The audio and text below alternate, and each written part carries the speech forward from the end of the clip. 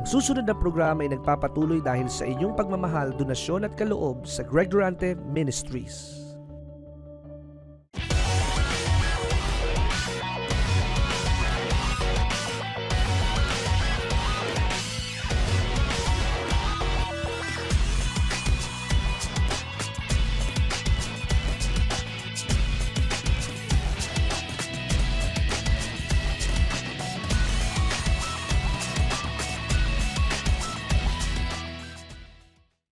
Purihin ang Diyos at napakadakila at kakaiba ang buhay araw-araw dahil kay Hesus Kristo. Muli tayo po ay nasa Bible Study on the Air at ito ay kabutihan ng Diyos. Kaya tayo po ay dumalangin, O Diyos, aming Ama, dakila, walang katulad at walang hanggan. Tiwala kami sa iyo at nakasandal at nakasandig lamang kami sa iyo dahil ikaw ang nagpapatibay at bumubuhay sa amin. Sa pamamagitan ng iyong Espiritu, sa kalwalhatian ng Ama, sa iyong pangalan, Jesus. Amen. Ang Diyos po ay napakabuti. At ang titulo ng ating pag-aaral ngayon, Comfortable Life Brought by the Comforter. Kaya kung titingnan po natin, sa gitna po ng magulong daigdig, hindi po lahat ng naghahalakhakan, hindi po lahat ng nagtatawanan ay totoong maligaya. Sapagkat sa panlabas tayo po ay humahalakhak, pero sa panloob kapag tayo nag-iisa na, tayo po ay nagkakaroon ng kalungkutan na uuwi sa pagtatanong. At kapag hindi natin matanggap ang katugunan sa ating mga personal na tanong, tayo gumagawa ng paraan. At ang tawag doon ay recreation, ang isa pang tawag ay amusement. So ibig sabihin, yung kahungkagan ng buhay ay pinapalitan natin ng pansamantalang pumipigil doon sa kahungkagan o emptiness. Hindi dapat. Kailangang mabuhay tayo as comfortable as God designed it. Ano po ba ang comfort? Kapag mainit ang paligid, napakaganda po na sumakay sa isang air-conditioned na sasakyan. Kapag napakalakas po ng ulan, napakaganda na sumilong sa isang matibay na gusali o bahay. So pag sinabi pong comfortable, nawawala yung kabigatan at kawalan ng kapayapaan. Dapat tayo ay merong tahimik na isipan, payapang puso at kapaligiran na sa ating paligid ang kapayapaan at sa Hesus Kristo lamang ang makapagbibigay nito. Kaya ilang katotohanan ang nais kung pag-aralan natin na napakahalaga ng banal na Espiritu sapagkat siya ang mang-aaliw. At ang banal na Espiritu ay makabibigay ng kaaliwan sa atin sa pamamagitan ng salita ng Diyos. So the Holy Spirit will be working on the Word. Kaya napakahalaga na tayo ay laging nagbabasa ng ating Biblia.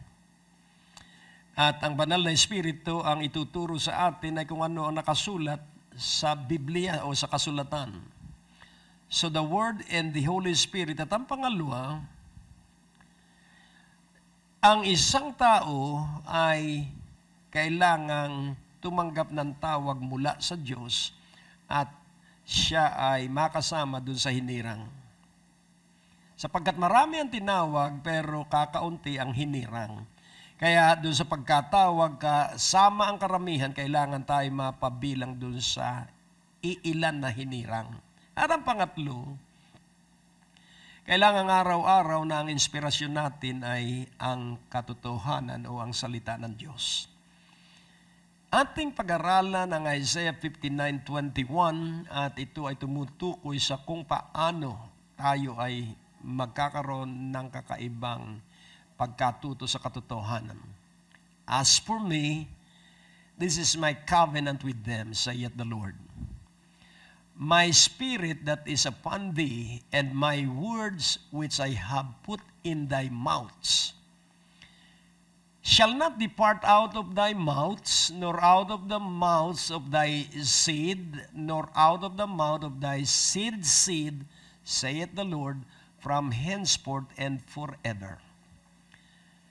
At ito po ay pahayag ng Diyos. At ano po itong pahayag na ito? Ito ay tipan ng Diyos at siya mismo ang personal na nagsabi. At itong tipang ito ay tungkol sa kanyang espiritu at tungkol sa kanyang salita. My spirit and my words.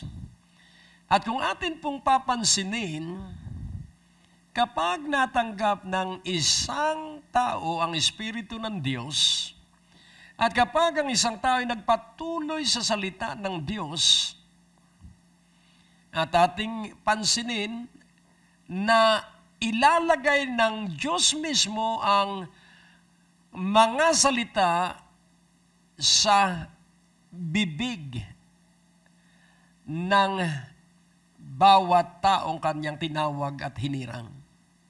At ang napakaganda, hindi aalis sa bibig ng isang tao ang salita ng Diyos dahil ang may hawak nito ay ang Espiritu ng Diyos. At ito ay lilipat sa anak ng isang tao. At hindi rin ito maaalis o mapapahiwalay sa anak. At hindi rin ito mapapahiwalay sa anak ng mga anak. Ito'y mananatili sa bibig ng ama, sa bibig ng anak, at sa bibig ng apo. Kaya napakahalaga po, ito ay 2 ulit na sinabi, saith the Lord. At ang sabi niya, mula ngayon at magpakailanman. So ito po'y tipan ng Diyos at ang tipan po ay pangako na pinagtibay ng Diyos ng panunumpa. Kaya magkasama po ang my spirit and my word. Ang espiritu ng Diyos at ang salita ng Diyos. Kaya mismo ang Panginoong Hesukristo ay nagsabi sa John 15:7. At ang sabi po niya, if you abide in me and my words abide in you, you shall ask what you will and it shall be done unto you. So yun pong abiding in Jesus and the word abiding in us, ito po ay gawain ng banal na Espiritu sapagkat ang Panginoong Hesukristo po sa pamamagitan ng kanyang Espiritu ay sasama sa atin. At kung ating alalahanin ang dalangin ni Moses sa Diyos, let me see your glory. Let your presence go with me. And let me know those people whom you will choose to go with me. So, ipakilala mo sa akin yung mga taong hinirang mo para makasama ko. At ipakita mo sa akin ang kaluwalhatian mo at ipakita mo sa akin ang daan at makasama ko ang iyong presensya. At mismong si David ay nagsabi sa 51:10 ng Psalms. 51:10 ng Psalms. Kaya napakahalaga po ng banal na Espiritu at ng salita. Create in me a clean heart, O God, and renew a right spirit within me. Verse 11, cast me not away from thy presence, and take not thy Holy Spirit from me. So, pansinin po natin, ang pananatili sa presensya ng Diyos at pagsama ng presensya ng Diyos ay sa pamamagitan ng banal na Espiritu. Kaya, huwag mo akong itakwil at palayuin at palayasin palayo sa iyong presensya. At huwag mong kukunin ang banal na Espiritu mo mula sa akin. So, maliwanag po ng banal na Espiritu ang magpapanatili sa atin sa presensya ng Diyos. Yan napakahalaga na ating maintindihan, comfortable life brought by the Comforter, and the Comforter, as we have studied, is the Holy Spirit in John 14:16. Pero hindi na po natin babasahin. Na pag-aralan natin, natutunan, it's the Holy Spirit that is the Comforter. Kaya ang banal na Espiritu ang magtuturo sa atin. At ang banal na Espiritu rin ang maghihikayat sa atin para tayo ay makapagtagumpay. Hindi po para sa ating sarili, kundi po para sa mga taong nahihirapan sa kanilang buhay na hindi nila kilala ang Panginoon. So, dito po makikita natin sa 1 John 2 verse 20 about the anointing and the unction. At ang sabi po dito, "But you have an unction from the Holy One and you know all things." So yun pong unction, ito po ay act of anointing as a rite of consecration or healing. So yung unction po ay pagpapahid ng langis. So papahira ng langis for healing or for anointing. Maraming salamat po sa inyong tuloy-tuloy na suportang pinansyal. Naiabot po natin ang 100 bags ng relief goods para sa 100 pamilyang nasunugan sa Parola, Tondo, Manila. Hinahamon po namin kayo na sumuporta ng may kagalakan at kaaliwang maipaabot sa mga nangangailangan ang handog na tulong. Ang sabi sa Kawikaan, Kabanata 11, Talata 17, ang naaawa sa dukha ay nagpapautang sa Panginoon at ang kanyang mabuting gawa ay babayaran sa kanya uli. Kaya kung hindi pa po kayo partner ng ministeryong ito, halina at sama-sama po nating pag-ambagan ang misyon at maihatid natin ang kabutihan at maiparamdam ang kaharian ng ating Panginoon. Para po sa inyong mga kaloob, ipadala sa Banco de Oro West Green Hills Branch, account name Greg Durante Ministries, account number 219-8006784. Para sa mga karagdagang detalye at informasyon, mag-text sa 0919-896-0904 o tumawag sa 723-8752.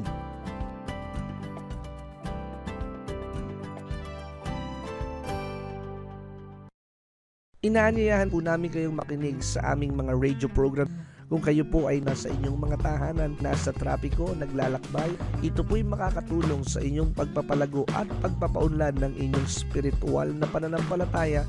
Lunes hanggang Biyernes sa DWAD 1098 kHz AM band sa ganap na alas 6:30 ng umaga at alas 10 ng gabi. Asahan po natin na sa ating pakikinig, lalago at uunlad ang ating pananalig at pagsampalataya sa ating Panginoong Hesus. Malugod po namin kayong inaanihan sa Friday Night Revival Meeting sa darating na May 1, May 8, May 15, May 22, May 29. Ito po ay walang bayad at kami po ay galak na makapiling sa gabi ng himala at gabi ng pagpapala. Ito po ay magaganap sa Biyaya ng Diyos Christian Fellowship, 2nd floor, Medical Building, Ortigas Avenue, Green Hills, San Juan, sa ganap na alas 6:30 ng gabi. Sa pagtatalaga. Kaya, yun pong consecration, ito po ay pagtatalaga para sa isang gawain na pinili ng Diyos para dun sa naitalaga. At ang pagsama ng banal na Espiritu ay napakahalaga sapagkat ang sabi ng verse 27, the unction is the Holy Spirit. But the anointing, so from unction, yung consecration, then the anointing, the power. But the anointing so the anointing is the power. But the anointing which you have received of Him abideth in you, and ye need not that any man teach you, but as the same anointing teacheth you of all things, and His truths, and it is no lie, and even as it hath taught you, you shall abide in Him. Kaya nga, ang banal na Espiritu na aaliw sa atin at ang kaaliwan ay magaganap sa atin sapagkat siya ang magtuturo sa atin ng personal. Upang tayo ay magpatuloy na nananatili sa Kanya. Ngayon, napakahalaga po ng atin pong pananatili sa presensya ng Diyos sa pamamagitan ng banal na Espiritu ay para po tayo ay maging pagpapala sa maraming tao. So, ang halaga at gamit ng anointing Because we were consecrated that moment that we received Jesus Christ as our Lord. Consecrated na po tayo, itinalaga na tayo, itinakda na tayo, kaya tayo ay sinangkapan niya ng kapangyarihan. At ito ay buhat sa banal na Espiritu. Kaya kung titingnan po natin, the Holy Spirit, ang sabi po sa 51, balikan natin ang Psalms 51 verse 12. Restore unto me the joy of thy salvation and uphold me with thy free spirit. Bakit hinihiling ng haring si David ang pagsama ng banal na Espiritu sa kanya? Bakit hinihingi niya na magkaroon siya ng kagalakan na dulot ng kaligtasan? At ang sabi sa verse 13, Then will I teach transgressors thy ways, and sinners shall be converted unto thee. So, pansinin po natin, bilang hari, gusto niyang maturuan ang kanyang nasasakup at pinamumuno ang mga mamamayan kung ano ang kanilang gagawin sa kanilang pagsuway. Ituturo ko sa mga sumuway ang iyong mga pamamaraan, at tuturuan ko ang mga makasalanan para sila ay magbago at kilalanin ka. At mapapansin po natin, the anointing is not for just personal upliftment or personal blessing or personal giftings. Bagamat yun po ay pangunahing matatanggap ng isang mananampalataya, subalit may mas higit pong layunin ang pagtanggap natin ng banal na Espiritu, at ito ay ipinakita sa Luke 4:18. Sa Luke 4:18 makikita natin ito po yung pagkahirang sa iyo. Ulitin kong muli, unction is your consecration, formal consecration, at yun pong anointing, yun po yung paglalagay sa atin ng kapangyarihan ng banal na Espiritu. At ano ang gawain ng anointing of the Spirit? At ang sabi po dito, the Spirit of the Lord is upon me because He hath anointed me to preach the gospel to the poor. Bago po natin ipagpatuloy, ang tanging makapag-aalis sa tao sa bisyo at ang makapag-aalis sa tao sa katatakutan sa Isaiah 10:27 para makita po nating maliwanag how important the anointing is.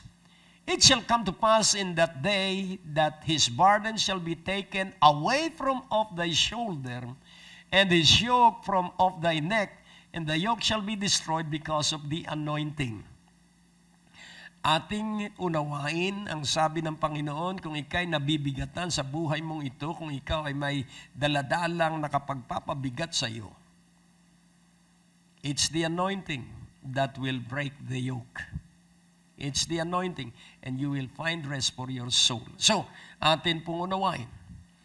Ang banal na Espiritu ang magdadala sa atin sa comfortable life. So, ibalik natin sa Luke 4:18. It's about the anointing. It's about the Holy Spirit and His work and responsibility. The Spirit of the Lord is upon me because He hath anointed me to preach the gospel to the poor. And He hath sent me to heal the brokenhearted, to preach deliverance to the captives, and recovering of sight to the blind, to set at liberty them that are bruised. At kung atin pong unawain, kapag tayo po ay nalugi, kapag tayo po ay nasadlak sa bisyo, napakahirap po ng paglaya sa bisyo sa pamamagitan ng ating lakas o kakayahan. Napakahirap po na lumaya sa ating nagawang pagkakamali at pagkakasala noon, sapagkat merong consequence ang bawat nagawang kasalanan. At yung consequences na epekto ng pagkakasala noon ang siyang laging magpapaalaala, at tayo ay susumbatan nung consequence na dulot ng kasalanan. At mawawala sa atin ang katahimikan at mawawala sa atin ang kapayapaan. Subalit, may paraan ng paglaya. It's the Holy Spirit. Kaya hindi ako apektado nung mga kasalanang ginawa ko noon. It's by the Holy Spirit. It's by the anointing. And what are the work of the Holy Spirit in us? The gospel. Preach the gospel to the poor. So, ano po ang poor? Mga taong nandun sa sitwasyon na wala ng kapag-asa, nandun sa distressful, impossible situation of life. So the gospel of Jesus Christ is the only power to deliver the poor, to heal the broken-hearted. Ang broken-hearted po ay yung panay ang sisi sa kanyang sarili, panay ang sisi kung kani-kanino. Pero it's no use. Hindi na natin may babalik ang dati. Kaya kailangan ating tanggapin na tapos na ang dati at pwedeng magsimula tayo sa panibago sa tulong ng anointing o ng banal na Espiritu. Kaya't ang malayang buhay ay sa tulong ng banal na Espiritu at ang malayang kalagayan ng ating buong pagkatao ay sa tulong ng banal na Espiritu at manunumbalik sa atin ang paningin natin sapagkat bulag tayo sa katotohanan noon. Merong pisikal na matang bulag, pero merong espiritual na mata na hindi nakakakita. Kaya't sa pamamagitan ng kapangyarihan ng banal na Espiritu, makikita natin yung katotohanan ng hindi natin na hagip at naunawa noon. At kapag nagkagayon, matutupad ang verse 2 o ang verse 19. At ang sabi ron, to preach the acceptable year of the Lord. What is that acceptable year of the Lord? That acceptable year of the Lord, ito po yung taon sa malayang buhay na hagip tayo ng kabutihan ng Diyos. Pinalaya tayo sa parusa ng pagsuway. Pinalaya tayo sa gapos ng kasalanan. It's because of the anointing. It's because of the Holy Spirit. Kaya kailangan tayo ay mabuhay araw-araw, always inspired in and by the truths. Ito po yung aking hamon sa inyong pangatlo, always live inspired in and by the truths. Laging mabuhay kayo araw-araw na nasa inspirasyon ng katotohanan at ang katotohanan. Kaya kailangang makilala mo kung sino ang Diyos. Kilala mo ba ang Diyos? Kapag hindi kilala ng isang tao ang Diyos, hindi rin niya makikilala ang kanyang sarili. Do you know God? At iyong unawain, kapag kilala ng tao ang Diyos, kaya nga sabi ng hari kay Daniel, Daniel, na nabuhay ng tapat sa iyong Diyos na sinasambat pinaglilingkuran, iniligtas ka ba ng Diyos mong pinaglilingkuran? At ang sabi niya, mahal na hari, iniligtas ako ng aking Diyos. At pansinin po natin, bakit walang tigatig at pangamba nitakot si Daniel sa mga bunganga ng leon? Ang dahilan, kilala niya ang Diyos. Kapag kilala mo ang Diyos, meron kang tiwala at matibay at matatag at hindi ka masisindak sa lindol, sa bagyo, sa pagputok ng bulkan. Hindi ka masisindak. Why? Because you know your God. And I challenge you to know God personally. Sa Daniel 11 verse 32, kapag kilala mo ang Diyos, and such as do wickedly against the covenant shall be corrupt by flatteries. But the people that do know their God shall be strong and do exploits. Have you done something spectacular in your life? Have you done heroic things in your life? If not, then I advise you, know God. Because by the moment that you start to know God, because God will reveal Himself to those who desire that He shall be known, you will be strong, and you will be doing exploits. Kaya nga po, nais kong ating maintindihang mabuti. Who is God? Sa Exodus 3:14, isang bahagi ng kakilanlan sa pagsisiwalat ng Diyos tungkol sa kanyang sarili. And God said unto Moses, I am that I am. And He said, Thus shalt thou say unto the children of Israel, I am hath sent me unto you. So what is the name of God? I am. So the name of God is I am. That I am. I am hath sent me unto you. Sabihin mo sa kanila na ako nga ang nagsugo sa akin sa inyo. Moises, ako nga. I am that I am. At ating pansinin, hindi niya sinabi na I am the God of I was. Hindi na sinabi I am the God of I will. At ang sabi po ng Hebrews 13:8, Jesus Christ the same yesterday and today and forever. So, Jesus is not the I was God, Jesus is not the I will be God, but Jesus is the I am God. The same yesterday, today, and forever. So, ano ang epekto nung kilala mo ang Diyos? Unawain mo mabuti, sino ka ba? Sino nga ba tayo? At ang sabi sa 2 Corinthians 5:17-21, we are a new creation in Christ. We are the ministers of reconciliation. We are the ambassadors of Christ. We are the righteousness of God from verse 18-21. At ikaw na po ang personal na mag-aral. O Diyos na dakila amang makapangyarihan, thank you so much for the exposition of truths and allow us to live by it. Maluwalhati ang banal at dakila mong pangalan sa buhay ng bawat isa sa makapangyarihang pangalan mo, Jesus. Sa iyo ang kaluwalhatian naman sa pangalan ni Jesus. Kaya't napakahalaga, ang kaaliwan ay gawain ng banal na Espiritu. At ako'y naniniwala na kayo'y nahamon at kayo ay lumakas dahil sa kaaliwan ng banal na Espiritu. God bless in Jesus' name. May mga na-miss ka bang broadcast ni Pastor Greg?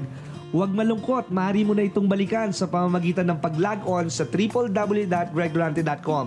Doon sa ating website, i-click lamang ang mga video preachings na nais mong mapakinggan, English o Tagalog o anumang mga title na nais mong panoorin at 24 hours, 7 days a week, mapapakinggan at mapapanood mo si Pastor Greg. Naniniwala kami na sa pakikinig ng salita ng Diyos, nandoon ang paglago at pag-unlad ng inyong mga buhay at mararanasan ninyo ang biyaya ng ating Panginoon. Ang natapos na palatuntunan ay nagpapatuloy dahil sa inyong pagmamahal, kaloob at donasyon sa Greg Durante Ministries. Para po sa pagpapatuloy ng programang ito, kailangan po namin ng inyong panalangin at pinansyal na suporta. Sa bawat kaloob ng inyong ipapadala, anuman ang halaga, bibigyan po namin kayo ng anointing oil bilang pasasalamat sa inyong pagtulong at pagsuporta sa Greg Durante Ministries.